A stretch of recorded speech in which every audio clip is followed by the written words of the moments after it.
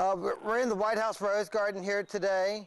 This coming weekend we have garden tours and the grounds are open to the public, and this is one of the gardens that you'll see on the tour today. This garden is surrounded with Catherine crab apples, which is the white blooming flowers you see behind me, and many varieties of tulips here in the Rose Garden. We have about 30 different varieties of tulips here in the garden on display for the spring. Then as you're coming through the tours this weekend, you'll see crabapple trees and you'll see tulip magnolias and red buds blooming. So there's just an abundance of color and great color this spring for the garden show. And all the presidential and the commemorative trees are starting to leaf out now, which is always nice to see that they've made it through another winter. We have over 40 commemorative trees here on the White House grounds planted by different presidents and first ladies. And the President and Mrs. Bush have planted 2 trees since they've been in office. One is a cut leaf maple and the other is a little leaf linden. And both of those are leafing out at this time also that you'll see on the tour. Right now, I guess really my favorite are the tulips. I mean, gives you such great color. And it makes you know that spring's here, winter's over, and the colors are so vibrant. But they last such a short period of time, but I love tulips. Mrs. Bush seems to like anything that blooms or has color. She's really into gardening. So, I mean, she's out here with us lots of times looking when there's a new variety of tulip blooming or the different violas or the pansies we put in. This spring, she comes out and she kind of asks, is it new? Is something we've had before? So we get a lot of feedback from the First Lady. With the Rose Garden's probably my favorite, only because of the way the plantings are done for the seasonal plantings in here. They're just so great, and the color and the heights and the different annuals and perennials that come back up, and the roses are coming back in, and there's just always something new and exciting in the Rose Garden coming out, and so it's always fun to get out here and to see what's come up since the weekend.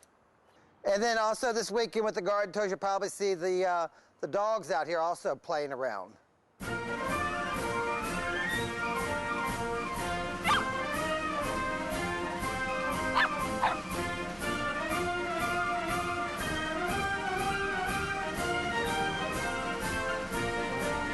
And so as you're walking through this garden, you'll see the different handprints and the footprints of different grandchildren of the presidents.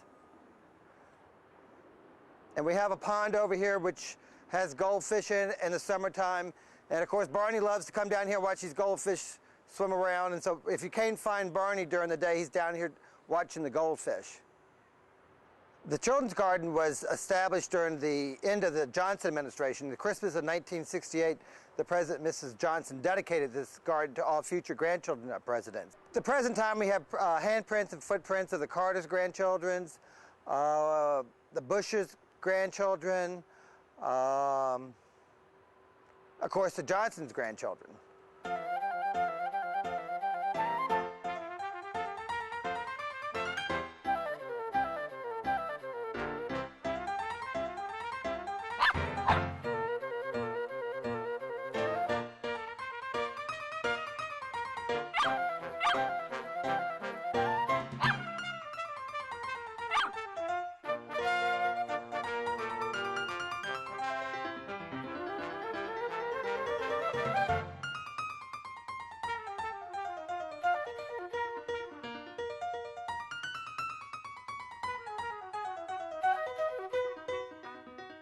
The garden tours date back to 1972 when Pat Nixon first opened the gates to the public. Since then, the White House hosts 2 annual events each year, the Spring Garden Tour and the Fall Garden Tour. This year's Spring Garden Tour will be held on 2 dates, Saturday, April 23rd from 10 a.m. until 4 p.m. and Sunday, April 24th from noon until 4 p.m. The National Park Service will distribute free tickets on both tour dates beginning at 7:30 a.m. from the Ellipse Visitor Pavilion located at the corner of 15th and East Streets. All people will need tickets in order to enter the South Lawn. During the tour, visitors will be able to see the East Garden, the Rose Garden, and the Children's Garden, as well as the commemorative tree plantings which date back to 1876 with President Hayes' first planting. Also, the Marine Corps Band will be entertaining all the visitors on the South Lawn.